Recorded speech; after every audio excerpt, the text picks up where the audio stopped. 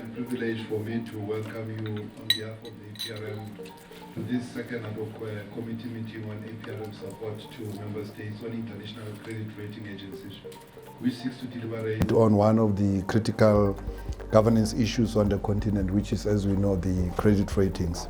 The objective of the meeting is to give some expert and experience from our own case studies as African into establishing an African credit rating agency. International credit rating agencies provide opinions about the credit worthiness. Before you've been assessed how much you can borrow on the capital market, the credit rating is a key component of that. The main reason is to have access to capital, to foreign direct investment, to have investors in African countries. And if we have a bad credit rating, you obviously have to pay a high interest bill on that. In other words, instead of charging you 5% interest, if you have a poor rating, you would probably be charged 10 to 20% interest bill. If you have to go and get a bond, if the interest rates are high, obviously your monthly payment for the bond will be high. That has got a spinning effect on the economy. Credit rating agencies have taken a front seat in devising policy direction.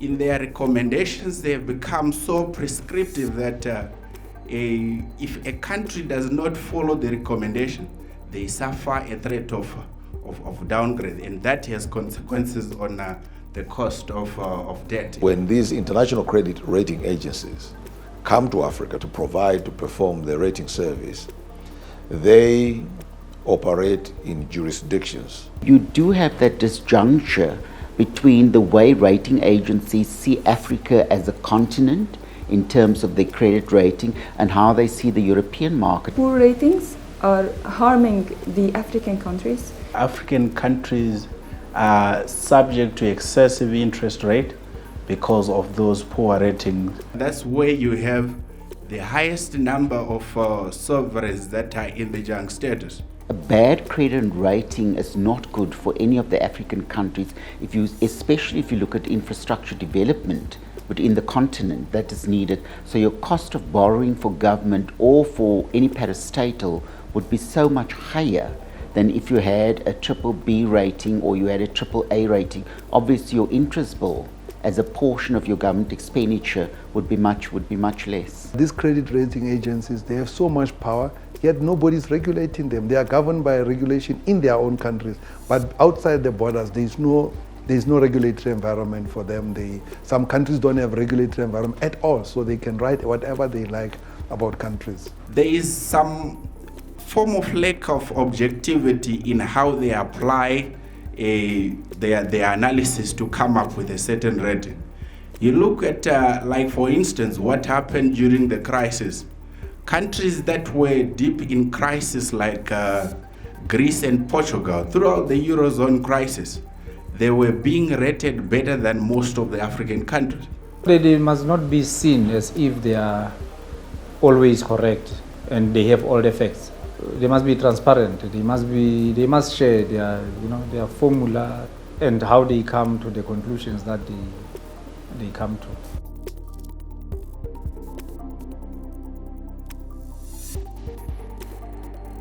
The task that you have been given by this STC is to develop some sort of a framework.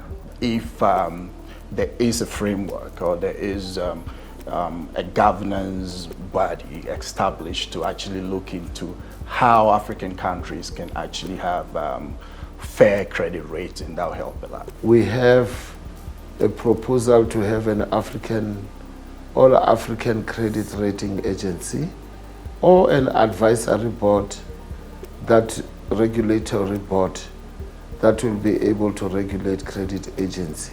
What are the needs of Africa in terms of credit ratings? We should have a mechanism that's underlined by broad consultation and legitimacy and credibility. The decision to direct the APRM to provide this kind of support in the field of rating agencies emerged from concerns over the impact of poor ratings in African countries, particularly by the three international rating agencies that you know, Standard & Poor's, Moody's, which are not domiciled on our continent. Do we need an African rating agency?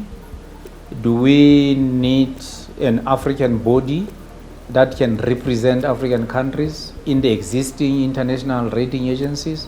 We should really seriously consider if we take the option of saying we want to establish our own rating agency, then we must be in a position to raise the capital that is needed.